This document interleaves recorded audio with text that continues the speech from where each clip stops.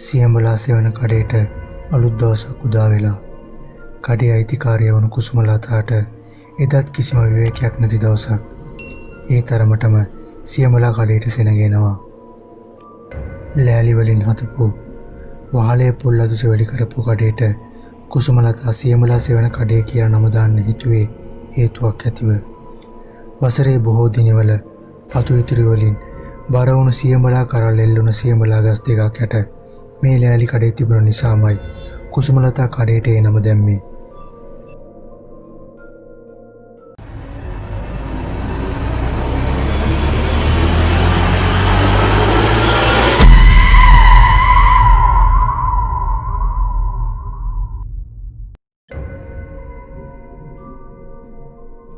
Welcome to Manusata YouTube channel.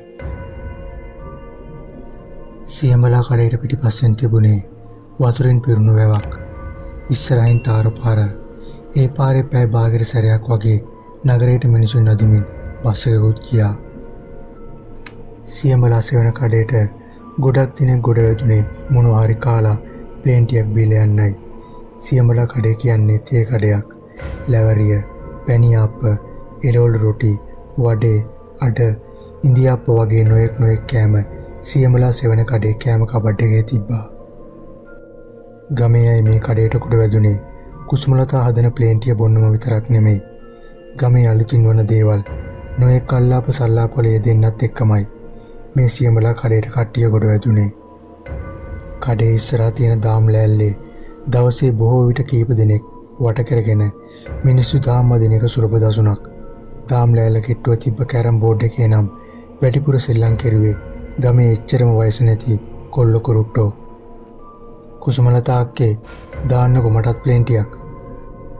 බන්ටියා සියඹලා කඩේට ගොඩ වැදුනේ එහෙම කියාගෙන. දාම් අදිමින් හිටි දාම් අදීම දිහා බලාගෙන හිට කීප දෙනෙක් බන්ටි දිහා බැලුවා. බන්ටියා අද වැඩක් මොකුත් නැද්ද? දාම් ලෑල්ල ළඟ හිටපු පොඩ්ඩේ ඇහුවා. ඔය නෑ පොඩ්ඩයියේ. බන්ටියා කිව්වේ සියඹලා කඩේ කෑම කබඩේ ඇරලා එළවලු රොටියක් ගනිමින්. බන්ටියා අද වැඩ විතරක් නෙමෙයි කටෙත් මුකුත් ගෑවිලා නැහැ වගේ. කුසුමලතා කිව්වේ බන්ටියා වෙනුවෙන් ප්ලේන් ටිකක් හදමින්. බන්ටියා බොහෝ වේලාවල් වල ඉන්නේ කසිපු බීගත්ත ගමන් බව කුසුමලතා විතරක් නෙමෙයි ගමේ අනිත් අයත් දන්නවා. මේ දවස්වල අතේ සතේ නැතිව ඉන්නේ කුසුමලතා අක්කේ. බන්ටියා කිව්වේ පුටුවක වාඩි වෙලා කෑල්ලෙන් කෑල්ල එළවලු රොටිය කන ගමන්. බන්ටියාගේ කටින් ඒක පිට වෙද්දිම එතන හිටපු නිමලේ පුටුවෙන් නැගිට්ටා. හපමෙන් හිටපු බුලත් විටෙන් කෙල පාරක් චිරිස් හඬින් ගැව්වේ සියඹලා කඩේ සුදු වැල්ලට. සියඹලා කඩේ සුදු වැල්ල ඔය වගේ බුලත් කෙල පාරවල් කෑම එච්චර මරුමයක් නොවේ. අතේ සතයක්වත් නැති එක අරුමයක් යයි. කීයක් හරි අතට හම්බුනොත් බන්ටියා ඉන්නේ ජමාගේ කසිපුතිත් පොලේ. නිමල කිව්වේ කරපු කාර්යය ඉවර වෙලා යලිත් පුටුවේ ඉඳ ගන්න ගමන්. ඒක නෙමේ බන්ටියා. ආයෙ ගම්පලාත එහෙම යන්නේ නෑ. පොඩ්ඩේ දාම්මිත් එක්ක දින ගමන් කිව්වේ. යන්න ඕනේ. බන්ටියා කිව්වේ ඕනෑ වටේ පවට වගේ. බන්ටියයි පුදුන ගම මේ ගම නෙමෙයි. ඔය ඈත ගමක කෙනෙක් මේ ගමට උපදින්චියට ආවේ මීට මාස 3කට විතර කලින්. ගමේ කවුරුත් නැති ගෙදරක බන්ටියා පදිංචි වෙලා හිටියේ ඒ වත්තයි ගෙයි පලාගෙන. තනියම මේ නිවසේ ජීවත් වෙලා හිටපු ඔහු සල්ලි කීයක් හරි හොයාගත්තේ කුලියට පොල් ගස් වල නැගලා පොල් කඩමින් වගේ දේවල් වලින්. බන්ටියා උපන් ගමේ නැවෙත් තියෙන්නේ ඒ ගමේ අයගෙන් සල්ලි ඉල්ලගෙන ඒවා බේරන්න විදියක් නැතිව පැනලා ඉතිය මේ ගමේ කිසි කෙනෙක් දැනගෙන හිටියේ නැහැ. කුසුමලතාගේ සියඹලා කඩේ ඉස්සරහින් ඩිස්කවරි බයික් එකක් ඇවිත් නතර කෙරුවේ කඩේ හිටපු අයගේ ඇස් ඒ දිහාවට යොමු කරමින්.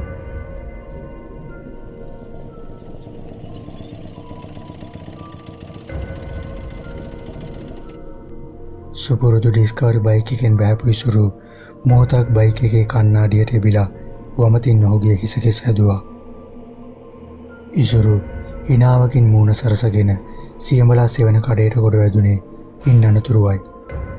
ඉසුරු මහත්තයා කොහේ හරි යමනක් යන්න වෙන්න ඇති. නිමල ඇහුවේ ඉසුරු ඇඳන් ඉන්න ඇඳුම් දිහා බලාගෙන. ටවමට ගිහින් එන්න කියලා කියපු ඉසුරු ලැවරියා ගෙඩියක් අරගෙන බන්ටියාට ළඟම තිබ්බ පුටුවක ඉඳගත්තා. මොනවද මල්ලි බොන්නේ? තේද ප්ලේන්ටිද? කුසුමලතා ඉසුරුගෙන් අහනවත් එක්කම සියඹලා සෙවන කඩේ ඉස්සරහින් තවත් බයික් එකක් නැවතුවා. වයස අවුරුදු 4ක් විතර ඇති පිරිමි ළමයෙකුත් එක්ක ස්කූටර් වර්ගයේ බයික් එකෙන් බැහැලා ඊළඟ කඩේට ගොඩ වැදුනේ නිපුණිකා. මටත් කුසුමලතා අක්කේ දාන්න ප්ලේන්ටියක්. ඉසුරු කුසුමලතා ආපු දෙයට පිළිතුරු දෙද්දී නිපුණිකා ඇවිත් කෑම කබඩ් එකට එබුණා. අද අපේ කුටුවේ වට්ටක්ක කඩනවා කුසුමලතා අක්කේ. වට්ටක්ක කඩන අයට කන්න මොනවා හරි අරගෙන යන්න කියලා බැලුවේ. එහෙනම් නිපුණිකලට මේ දවස්වල සරුයි වට්ටක්ක ගණන්නේ. කොහෙවත් ආව වට්ටක්ක කොටුවල වට්ටක්ක කැඩෙන්නේ නෑමයි හිතේ. අමරදාස කිව්වා. ඊට නිපුණිකා සිනාවක් නැගුවා විතරයි. අවසානයේ ඇය එළවලු රොටි 5ක් කරගන්න හිතුවා. සියඹලා සෙවන කඩේ ආසන්නයේ තිබ්බ බස් හෝල්ට් එක ළඟින් පාරේ දුවන බස් එක නැවතුවා. ඒකේ බෑපු පුත්කලිය දිහාටයි ඊළඟ සියඹලා සෙවන කඩේ හිටපු අයගේ මාතෘකාව වුණේ.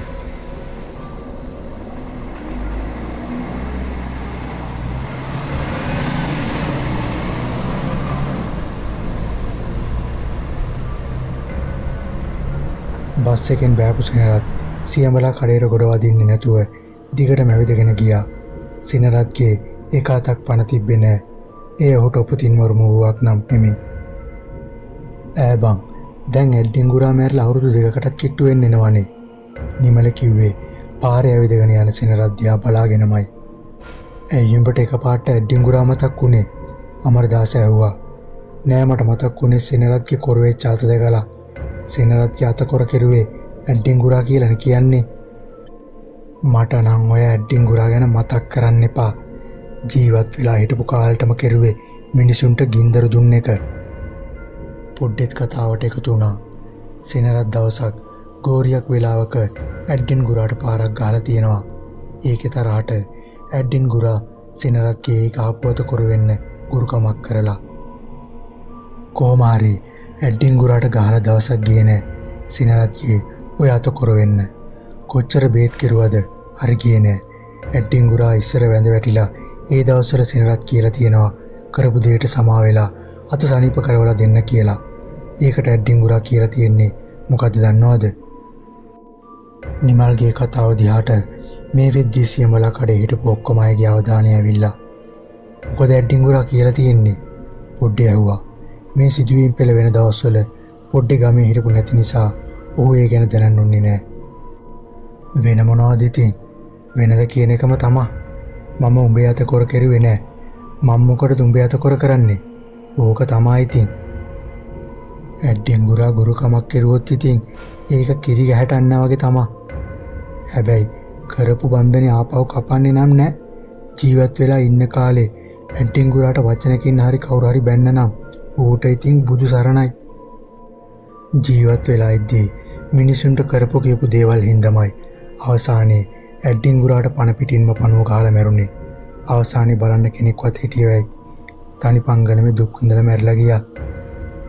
කියපු කුසුමලතා ඉසුරට ප්ලේන්ටිය දික් කෙරුවා. ඇත්තද ඔය ඇඩ්ඩින්ගුරා හිටපු ගෙදර හොල්මන් තියනවා කියන්නේ? කීප දෙනෙක් බය වෙලක් තියනවලු. කියපු ඉසුරු ප්ලේන්ටිය තොල ගෑවා. ඒක ඇත්ත. මමත් බය වෙලා තියෙනවා. මෙතෙක් වෙලා නිහඬ වෙලා හිටපු සෙනවි රත්න කතාවට එකතු වුණා. ඇයි සෙනවි අයියට මොකද උනේ? මම දවසක් ගියා ඔය ඇඩ්ඩින්ගුරා හිටපු ගේ තිබ්බ වත්තට උදුළු මිටකට ගන්න කියලා දමින්න ලියක් කපා ගන්න කියලා.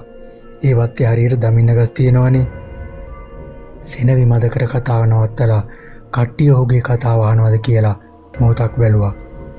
ඉතින් මොකද උනේ? පොඩ්ඩේ ඇහුවේ. අදිමින් සිටි දාම් ලෑල්ලත් මොහොතකට නවත්තලා. මම ගිහින් දමින්න ගහකට ඉලක්කය අල්ලලා කෙටුවා. ඒත් කොටපු ඉලක්කය හරි ගියේ නෑ. පීපාර දමින්න ගහේ වැදුනේ නෑ. මට හිතුනේ අත ලෙස්සලවත් ගියාද කියලයි. එහෙමම හිතලා තව පාරක් කෙටුවා. ඒ පාර උනේත් අර කලින් වුණ දෙයමයි. පීය දමින්න ගහේ වදින්නේ නැතුව වෙන පැත්තකට යන්නේ. කවුරු හරි පැත්තක ඉඳලා පීය තල්ලු කරනවා වගේ පස් පාරක් විතර කෙටුවා. වෙන්නේ අර දෙයමයි. ඒ වෙද්දී කළුවර වැටෙන්නත් ඔන්න මෙන්න වෙලාවක්. මගේ හිතටත් පොඩ්ඩක් බයයි. මැරුණු ඇඩ්ඩින් ගුරාගේ ගේත් පේන මානේ. ඒත් තව පාරක් මම දමින්න ගහේ කඳට මන්න පීයෙන් කෙටුවා. මේ පාර පීය වෙන පැත්තකට ගියා විතරක් නෙමෙයි. එක පාරට මගේ පිටිපස්සෙන් hina හඬකුත් ඇහුණා. උඹලට කියන්න මට ඒ වෙලාවේ මර බයක් ආවේ. ඒ hina සද්දේ වෙන කාගේවත් නෙවෙයි. මැරුණු ඇඩ්ඩින් ගුරාගේ. පිටිපස්ස හැරලා බැලුවට කිසිම කෙනෙක් නැහැ. ඊට පස්සේ මම හොඳටම බය වෙලා පුදුගුණත් සිහි කරගෙන ගෙදරට දුවගෙන ආවා. ගෙදරට එන්නෙත් නැතිව තකාහනියෙන් පන්සලට දුවලා පිරිත් නූලක් බැඳගත්තා. උඹලට කියන්න අර දමින්න ගාට කොටන්න හදපු පීයෙන් ඊට පස්සේ මට කිසිම වැඩක් කරන්න බැරි වුණා. ඒකෙන් මොනවා හරි කරන්න හදද්දී මට තේරෙන්නේ කවුරු හරි ඒ කරන්න යන දේ කරන්න දෙන්නේ නැතුව බාධා කරනවා වගේ. අවසානයේ බැරිම තැන මම මේ පීය මැරුණු ඇඩ්ඩින් ගුරා හිටපු අත්තටම විසි කරලා ආවා. සෙනවි කතාව නැවැත්තුවා.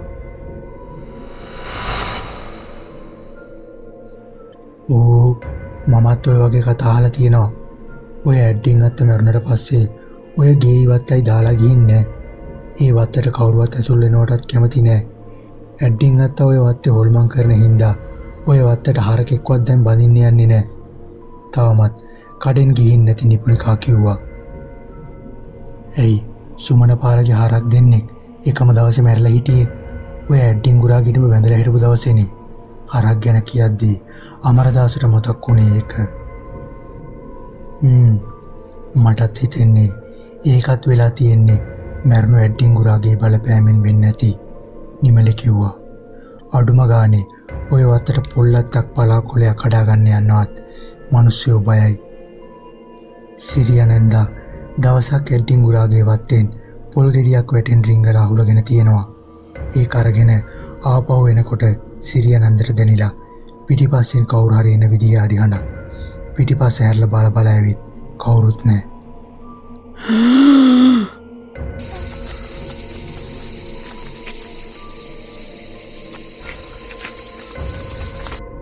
සිරියා නැන්දා ඉක්මනට දුවගෙන එන්න පටන් අරගෙන අර අඩි හඬත් එන වේගෙ වැඩි වෙලා ඊට පස්සේ එක පාටම සිරියා නැන්දගේ අතේ තිබ්බ පොල් ගෙඩියට කවුරු හරි කෙනෙක් ගාලා වගේ ඈතට විසිරලා ගිහින් එහෙම වෙද්දී මා hina හඬකුත් ඇහිලා සිරියා නැන්ද කිව්වේ "ඒනම් ඇඩ්ඩින් ගුරාගේම hina හඬ" කියලා. අර අහලපු පොලේ නතර වෙලා තියෙන්නේ ආපහු ඇඩ්ඩින් ගුරාගේ ඉඩමයි.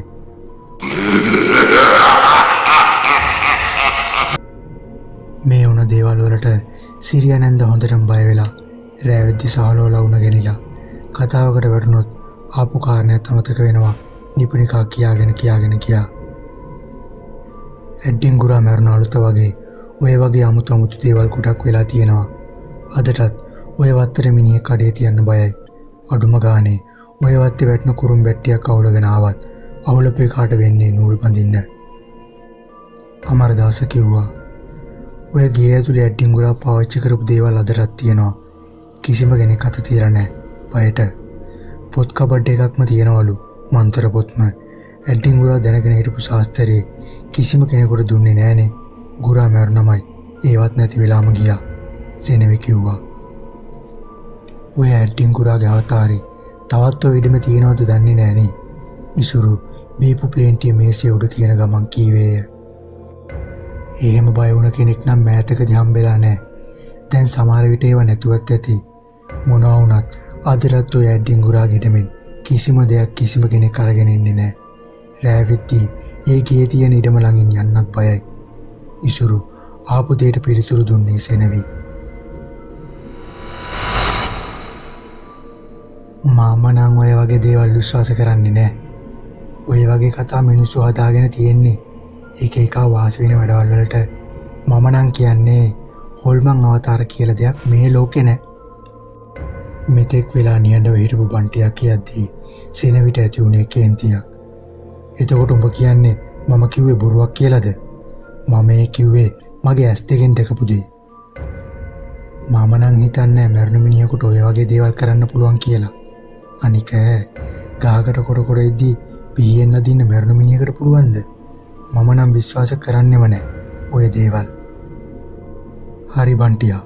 ඕවා විශ්වාස කරන්නේ නැත්තම් ගිහිල්ලා ඇඩ්ඩින් ගුරාගේ වත්තෙන් මොනවා හරි අරන් වරින්. අඩුම ගානේ පොල් ගෙඩියක් හරි. එතකොට උඹත් ඒවා විශ්වාස කරයි. පොල් ගෙඩි එකක් නෙමෙයි. පොල් නම් 10ක් වුණත් අරගෙන එන්නම්කෝ. මේ බන්ටියෝ උඹ ඔය දේවල් කරන්න ගිහින් විහිං අමාරුවේ වැටෙන්න එපා. උඹ මේ ගමේ එකෙක් නෙමෙයි හින්දා උඹ හරියට දන්නේ නැහැ ඇඩ්ඩින් ගුරා කියන්නේ කවුද කියලා. කුසුමලතා කිව්වේ තියුණු හඬින්. ඊට බන්ටියා කිරුවේ සිනාවීම පමණයි. හරි බන්ටියා, ඔච්චර මොවට බය නැත්තම් පුළුවන් නම් මහරයා ඇඩ්ඩින් ගුරාගේ ගෙට ගිහින් ඇඩ්ඩින් ගුරාගේ අර කියන පොත් කබඩ් එකෙන් මන්ත්‍ර පොතක් අරන් වරෙන්. ඉසුරු බන්ටිට අභියෝගයක් කෙරුවා.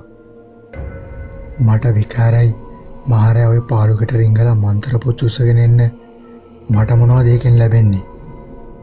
හරි, මම උඹට රුපියල් 1000ක් දෙනවා. ගිහිල්ලා අරගෙන වරෙන්. ඇඩ්ඩින් ගුරාගේ ගෙට රිංගලා ඔය මන්ත්‍ර පොතක්. සල්ලි වලින් නැහෙනියක් නැති ඉසුරු ඒක කියද්දි නම් බන්ටියාගේ හිතට සතුටක් ආවා. මේ ඉසුරු මල්ලි මිනිස්සු විහිං අමාරුවේ දාන්න නැති විඳින් රුපියල් 1000ක් ගන්න පෙරේත කමේ ඕක කරයි. කුසුමලතා නම් ඒකට පොඩ්ඩක්වත් කැමති උනේ නෑ. මම කැමති, මම ඔප්පු කරන්නම්. ඔය ඇඩ්ඩින් ගුරාගේ ඩෙමෙන් මුකුත් ගත්තට මුකුත් වෙන්නේ නෑ කියලා. එතකොට ඔය බොරු කියන අයගේ කටවල් වැහෙන්නේ නැතයි. හැබැයි මේ වැඩේට මට 1000කින් කරන්න බෑ. මට අඩුම ගානේ රුපියල් 2000ක්වත් ඕනේ. බන්ටියා කිව්වා. මේ දවස්වල අතේ පිච්චයක් නැති බන්ටියට අර වගේ දෙයක් කරන එක ගැන ගාණක්වත් නැහැ. බන්ටියා කවදත් හොල්මන් වලට බය නැහැ. හරි, මම ඔබට 2000ක් දෙනවා. මට ඇඩ්ඩින් ගුරාගේ මන්ත්‍ර පොත් දෙකක් අරගෙන ආවොත්. මන්ත්‍ර පොතකට මම දෙනවා ඔබට 1000 ගානේ. කැමතිද? ඉසුරුට ඕනේ උනේ ඇඩ්ඩින් ගුරාගේ මන්ත්‍ර පොත් ගන්න. බන්ටියට පෙනුනේ ඒක තමාට ලැබෙන ලොකු වාසියක් විදියටයි. බන්ටියා මේ ගමේ උපන් කෙනෙක් නොවන නිසා ඇඩ්ඩින් ගුරා මොන වගේ කෙනෙක්ද කියලා දන්නේ නැහැ. ඒ හින්දාම බන්ටියා ඉසුරු කියපු දෙයට කැමති උනේ උඩින්මයි. හරි, කවදද දැන් මං ඔක් කරන්න ඕනේ? අතරේ වුණත් කමක් නැහැ. සෙනවේ විතරක් නෙමෙයි, සියඹලා සෙවන කඩේ හිටපු අනිත් අයගේ අදහසත් සමාන උනේ සෙනවගේ අදහසටයි. ඒත් බන්ටියාගේ අදහස වෙනස් වුණේ නැහැ. ඕ කිව්වොත් කිව්වමයි. අනික බන්ටිට කැමති උනේ නැහැ සෙනව ඉස්සරහා පෙරදෙන්න. හරි, මම අද රෑ එනවා උඹේ ගෙදර. ඊට පස්සේ මම උඹ එක්කගෙන යන්නම් ඇඩ්ඩින් ගුරා හිටපු වත්ත ළඟට. උඹ වත්තට පැනලා අර කියපු මන්ත්‍ර පොත මට අරගෙන අවිල්ල දෙන්න ඕන. හරිද?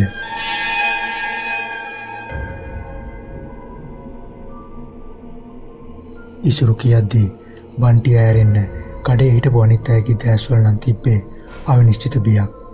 හරි, එහෙනම් කියපු විදිහට වැඩේ වෙන්නේ. මන්ත්‍ර පොතකට ඕනේ රුපියල් 1000ක්. බන්ටියා ඊට කැමති වුණා. එදා මාවක දවසක් ඉසුරු කියපු විදිහටම බන්ටියා ඇඩ්ඩින් ගුරාගේ වත්ත ළඟට එක්කන් ආවා.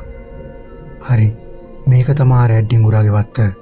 මෙතනින් යමන් වත්ත ඇතුළට. මම මෙතනට වෙලා ඉන්නම්. ඉසුරු බන්ටියාව බයික් එකෙන් බැස්සුවා. දවල් කාලෙදිවත් මේ ඉසව්වට ඇවිල්ලා නැති බන්ටියා ඒ වත්ත දිහාවට ටෝච් එක ගහලා බැලුවා. අම්මෝ, එනට කැලේ වැවිලානේ. මේකේ සර්පයොත් ඇති. වල් බී වෙලා තිබ්බ ඇඩ්ඩින් ගුරාගේ වත්ත දිහා බලාගෙන බන්ටියා කිව්වේ වැඩි කැමැත්තකින් නෙමෙයි. කැලේ වැහෙන්නේ නැද්ද බං? මේ වත්තට මිනිහෙක්වත් පය තියෙන වෙයි. උඹට දැන් ඒ කියන්නේ අර වැඩේ කරන්න බැයිද? ඉසුරුට ඕනේ උනේ කෙසේ හෝ ඇඩ්ඩින් ගුරාගේ මන්ත්‍ර පොත් අතට ගන්න. ඒ වගේ පොත් වැඩි ගානකට විකුණන්න පුළුවන් වෙයි කියලයි ඉසුරුගේ හිත කිව්වේ. සමහර විට මන්ත්‍ර දන්න වෙන ගුරෙක් ළඟට ගිහින් ඒ පොත් වලින් වැඩක් ගන්න ක්‍රමයක් හොයාගන්නත් පුළුවන් වෙයි කියලාත් ඉසුරුගේ හිත කිව්වා. හරි, කවුද දැන් කිව්වේ ඒ වැඩේ කරන්න බෑ කියලා?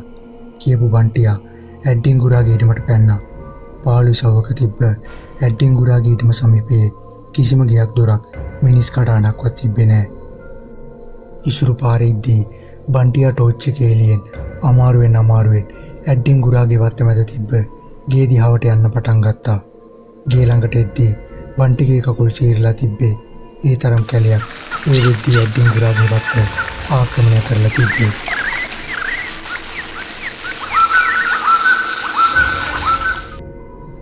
කොහොමද දැන් මේ ගේ ඇතුළට ඇතුල් වෙන්නේ? ටෝච් එක ඒ පරණ ගේ දිහාට එල්ල කරමින් බන්ටියා කල්පනා කෙරුවා. ගේ දොරවල් තිබ්බේ අබුළු දාලා වහලා.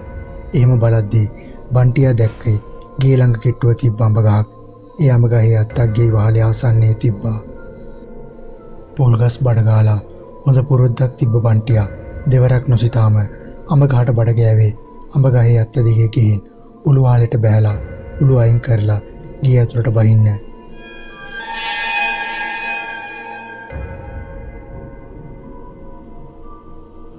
උළු අයින් කරපු බන්ටියා ඇඩ්ඩින්ගුරාගේ ගේ ඇතුළට පැන්නා. උළු අයින් කරපු බන්ටියා ඇඩ්ඩින්ගුරාගේ ගේ ඇතුළට පැන්නා. වවුල් රජදානක් වෙලා තිබ්බ ඇඩ්ඩින්ගුරාගේ පාළු ගේ ඇතුළින් වවුල්ලු පියාඹගෙන ගියේ බන්ටියාගේ ඇඟිත් වදිමින්. උන් හිටියේ හොඳටම කලබල වෙලා. වවුල් පිටි වලින් ආපු දුගද බන්ටියට දැනුනේ නාසය හකුලවමින්. ඒ මදිවට වවුල් පිටි බන්ටියට පෑගුණා. මහා මුස්පේන්තු බවකින් පිරුණු ඒ පාළු ගේ ඇතුලේ බන්ටියා වවුල් පිටි පාග යමින් බැලුවේ ඇඩ්ඩින්ගුරාගේ මන්ත්‍ර පොත් තිබ්බ කාමරේ කොහෙද කියලා. නිවසේ තිබ්බේ කාමර 3කුයි සාලෙකුයි විතරයි. ඒ කාමර 3ේම දොරවල් තිබ්බත් ඒවා වහලා තිබ්බේ නැහැ. කාමර 3ටම ටෝච් එක ගාමින් නිබුණ බන්ටියට ඇඩ්ඩින්ගුරාගේ මන්ත්‍ර පොත් තියෙන වෙසිතිය හැකි අල්මාරියක් දැක්කා. තියනවා නම් ඔය කියන මන්ත්‍ර පොත් තියෙන්න ඕනේ මේක ඇතුළ වෙන්න ඕනේ. වෙන කොහෙවත් තියෙන තැනක් නැහනේ. ටෝච් එක ගාගෙනම බන්ටියා ඒ අල්මාරිය පැත්තට කිට්ටු කෙරුවේ එහෙම සිතමින්.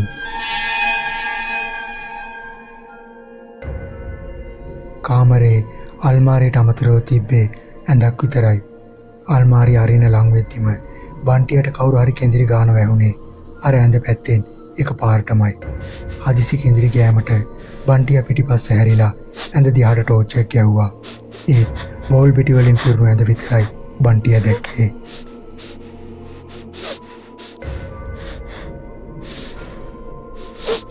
යලිත් බන්ටියා අල්මාරිය අරින්න හැදුවා. ඒක ලොක් කරලා තිබ්බේ නෑ. මන්ත්‍ර පොත් නේද මේ තියෙන්නේ. අල්මාරිය ඇතුලේ තිබ්බ පරණ පොත් දකිද්දී බන්ටියාගේ ඇස් දිලිසුනේ ප්‍රීතියෙන්. ඔහු ඒ පොතක් අතට ගත්තා. ඒ සමගම බන්ටියාගේ නායට දැනෙන්න පටන් ගත්තේ අමුතු කුණු ගඳක්. ටික ටික ඒ කුණු ගඳ වැඩි වෙන්න පටන් ගත්තේ බන්ටියාව කුතුහලයට පත් කරමින්. බන්ටියාගේ නාසය හකුලවමින් හමා ගිය කුණු ගඳ හරියට ආවේ මිනි කුණු ගඳක් වගේ. මන්තර පොත් එක අතකිනුත් අනිත් අතේ තිබ්බ දැල්වෙන ටෝච් එකේ එළියෙන් බන්ටියා හැදුවේ කුණු ගඳ එන්නේ කොහෙන්ද කියලා බලන එක. එකපාරටම ටෝච් එළිය පිටිපස්සේ තිබ්බ ඇඳේ වැදුනා. ඇඳ උඩ තිබ්බ දේ දැකපු බන්ටියාට සිහිය එලව ගන්නත් බැරි වුණා. ඇස් දෙක පීසි දෙකක් වගේ බයෙන් ලොකු වෙච්ච බන්ටියා ඇඳ දිහා බලන් උන්නේ අදා ගන්නත් බැරිව. කලින් වතාවේ බලද්දි තිබ්බ හිස්ව තිබ්බ ඇඳ උඩ තිබ්බේ නරක් වෙමින් තිබ්බ මලමිනියක්. ඉදිමිලා නිල් වෙලා තිබ්බේ මලමිනියෙන් ඕජස් ගලාගෙන යමින් තිබ්බේ බීසුණු දසුරක් මාව පාලා. මිනිය තිබ්බ දත් ඉස්සරහට නෙරලා තිබ්බා. ඇරිලා තිබ්බ මිනිය ඇස් දෙක තිබ්බේ බන්ටියා දිහා බලාගෙන වගේ. අම්මෝ! බන්ටියට ඒ දිහා තවත් බලාගෙන ඉන්න බැරි වෙලයි එහෙම කියවුනේ. මෙතෙක් වෙලා අතේ තිබ්බ මන්තර පොත බන්ටියා ගැතින් ගිලිහිලා බිමට වැටුනේත් ඒ සමගමයි. මේ නම් ඉන්නේ අර කියපු ඇඩ්ඩින්ගුරාගේ යවලම තමා.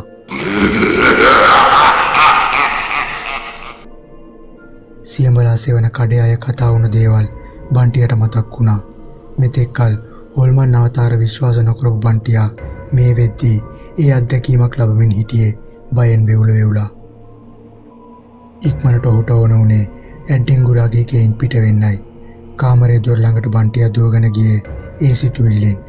ඒත් ඔහුට දොර ළඟට යන්න විතරයි පුළුවන් උනේ. කාමරේ දොර මාහයියෙන් වැහුනේ බන්ටියාට අරගන්නවත් බැරි වෙන විදියටයි. ඒත් එක්කම බන්ටියාගේ අතකින් පිටිපස්සෙන් ආපු අතක් අල්ලගත්තා. අම්මෝ! බන්ටියා විලාප තිබ්බා. ඇඳ උඩ තිබ්බ අර මලමිනියට පණ ඇවිල්ලා ඕජස් පෙරි තිබ්බ මලමිනියේ අතකිනුයි බන්ටියාව අල්ලගෙන තිබ්බේ. එහෙම මගේ ගෙට ආවම ලේසියෙන් යන්න දෙන්න බෑ. පණ ආපු මලමිනියේ මුවින් හඬක් පිට වුණා. මම කවුද කියලා උඹ දන්නේ නෑනේ. මම තමයි ඇඩ්ඩින් කට්ටඩියා. උඹ කොහොමද හිතුවේ මගේ ගෙට ඇවිල්ලා මගේ දේවල් අරගෙන යන්න? කියපිය. පණ ආපු මලමිනිය වියරු වැටි යද්දී බන්ටි අයින් ගැලවෙන්න අසාර්ථක උත්සාහයක් ගත්තා.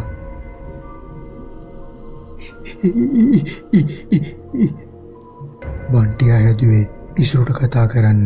ඒත් හඬ පිට වුණේ නෑ. ඕජස් කලන අතින් ඇඩ්ඩින් ගුරා බන්ටියාගේ ගෙල ටික ටික හිර කරන්න පටන් ගත්තා. මගේ කියන දේවල් වලට අත තියන්න ආවට උඹට දෙන දඬුවම තමා මේක. උඹ හැදුවේ මගේ වටිනාම දේවල් අරගෙන යන්න නේ. උඹට විතරක් නෙමෙයි මේ දඬුවමම දෙන්නේ. උඹට මේක කරන්න කියපු එකටත් වෙන්නේ උඹට මම කරන දේම තමයි.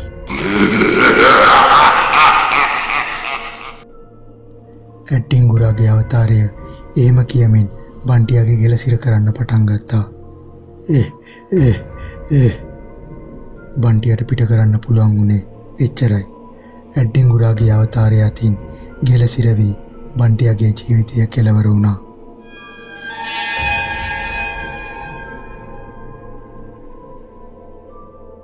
වවුල් පෙටි ගොඩ උඩට බන්ටියාගේ නිසල සිරුර අතාරෙද්දී ඇඩ්ඩින් ගුරාගේ මුවෙන් පිට වුණේ කුරිරුම දහසක්.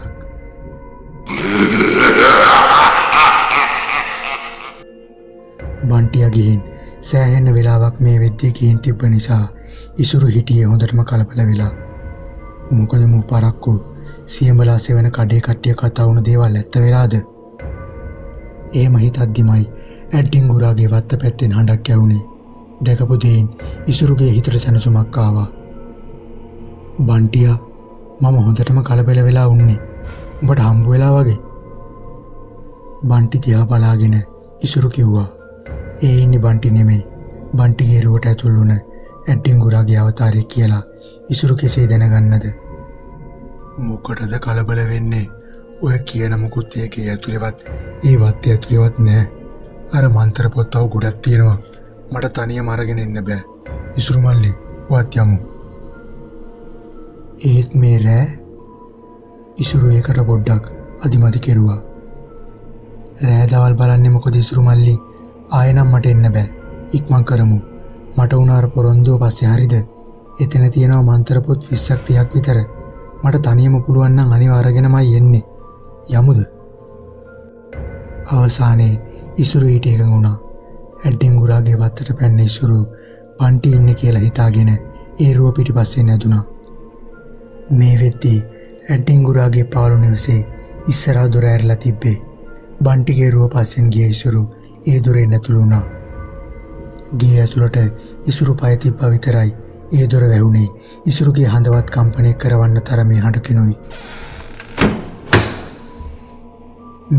මේ දොර වැහුනේ ඇයි? ඉසුරු හිටියේ මේ වෙද්දි මද තැතිගැන්මකින්. පැනලා යන්න බැරි වෙන්න මුළු ඇඟම මොහොතකට සීතල වුණා ඉසුරුට. ඒ හඬ ඇහෙද්දී ඒ ඇහුනේ බන්ටිගේ හඬ නම් නෙවෙයි. මීට අවුරුදු 2කට උඩදී මැරුණේ ඇඩ්ඩින් ගුරාගේ හඬ අඳුරගන්න ඉසුරුට අමාරුනේ නෑ. බන්ටි වෙවුලමින් හඬ පිට කරපු ඉසුරුට දැනුනේ මදින් මද කාමරේ ඇතුලින් එන කුණු ගඳ. අම්මෝ!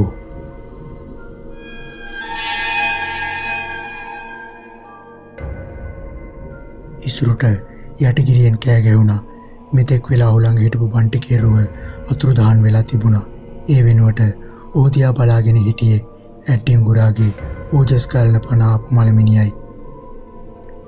ඇඩ්ඩින් කුරුණන්සේ බීතියෙන් කෑ ගහපු ඉසුරු දොර ළඟට දුවගෙන ගියා. ඒත් ඒක කොහොමවත් අරගන්න පුළුවන් උනේ නෑ. මුළු පාළුගේ පුරාම දුවමින් ඉසුරුවෙන් පිට වෙන ක්‍රමයක් බැලුවා. එකපාරටම ඌ පය පැකිලි බිමට වැටුණා. බන්ටිගේ නිසල සිරුර ගෙබිමේ වැටලා තියෙනවා දැකපු ඉසුරු ආයෙ පාරක් කෑ ගැහුවා. කරපු මෝඩ වැඩේ ටික ටික තේරෙද්දී ඉසුරු හිටියේ හොඳටම පරක්කු වෙලා. මගේ දේවල් ගන්නනේ ඔබට ඕන වුණේ. එහෙමනේ මගේ දේවල් වලට කාටවත් අත තියන්න බෑ කියලා දැන් ඔබට තේරෙනවනේ. මම මැරුණා ඒකෙමමයි. ඇඩ්ඩින්ගුරාගේ අමනුෂ්‍යාත්මය අත ඉසුරුගේ ගෙලත් සිර කරන්න උනේ ඒ දේවල් කියමින්මයි. ඒ අමනුෂ්‍යාත්මයට ඉදිරියෙන් බේරලා යන්න ඉසුරුටත් හැකි වුණේ නෑ. මොහොතකින් බන්ටිගේ නිසල සිරුර ළඟම ඉසුරුගේ නිසල සිරුරත් වැටුණා.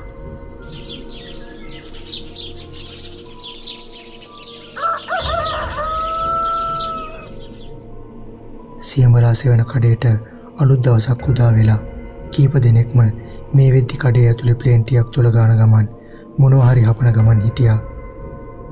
කුසුමලතාක්කේ ආරංචිද වෙලා තියෙන දේ ලලන්ත කඩේට කලබලෙන් ආවේ ඒ මහන ගමන්මයි. ඒ මොකද වෙලා තියෙන්නේ? කුසුමලතා විතරක් නෙමෙයි කඩේ හිටපු අනිත් අයත් බලන් හිටියේ ලලන්ත මොකද්ද මේ කියන්න සැරසෙන්නේ කියලා. ඉසුරු අයයි බන්ටියයි කවුද මන්ද මරලා දාලා? අපෝයි උඹ ඔය කියන්නේ බොරුවක් නේද? බොරු නෙමේ කුසුමලතාක්කේ බන්ටියයි ඉසුරු අයගේ මිනි දෙක ඇඩ්ඩින්ගුරාගේ ගේ ඉස්සරහා පාරේ තියෙනවා. බෙල්ල මිරිකලා මරලා දාලා තියෙන්නේ නිල්ම නිල් පාටයි බෙල්ල. ලලන්ත කියද්දී කුසුමලතාට මතක් වුණේ පෙරදා උදේ බන්ටිලා ඉසුරුලා මේ කඩේ ඇතුළට ඇවිත් කතා වුණ දේවල්. දෙයියනේ මගේ හිත කියන්නේම බන්ටි ඉසුරුයි මරලා තියෙන්නේ මිනිසෙක් නෙමෙයි ඇඩ්ඩින්ගුරාගේ අවතාරය කියලාමයි. කුසුමලතාට සිතුණත් හඬින් පිට කළේ නැහැ. සියඹලා සෙවන කඩෙන් හදිස්සියේ වහලා දාපු කුසුමලතා බයිසිකලේ පැදගෙන ඇඩ්ඩින්ගුරාගේ ගෙවල් පැත්තට කිට්ටු කෙරුවේ ඒ කතාව ඇත්තක්ද කියලා බලන්න.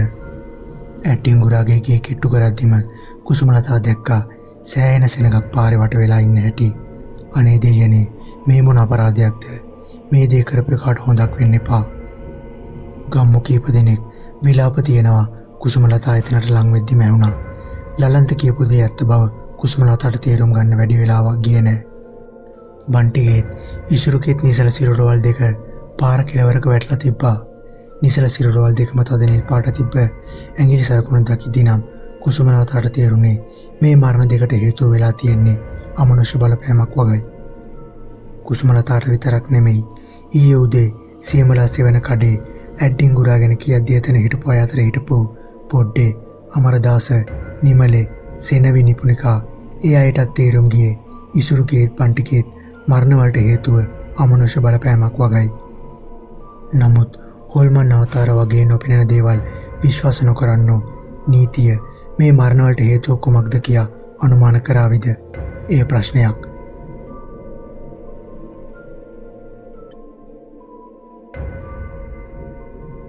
ඉතින් ඕගොල්ලන්ගේ අදහස් කමෙන්ට් සෙක්ෂන් එකෙන් අපිට කියන්න. මේ වගේ තවත් වීඩියෝ බලන්න ඕන නම් මනුසතා YouTube channel එක subscribe කරන්න. ඕගොල්ලන්ට ජය වේවා.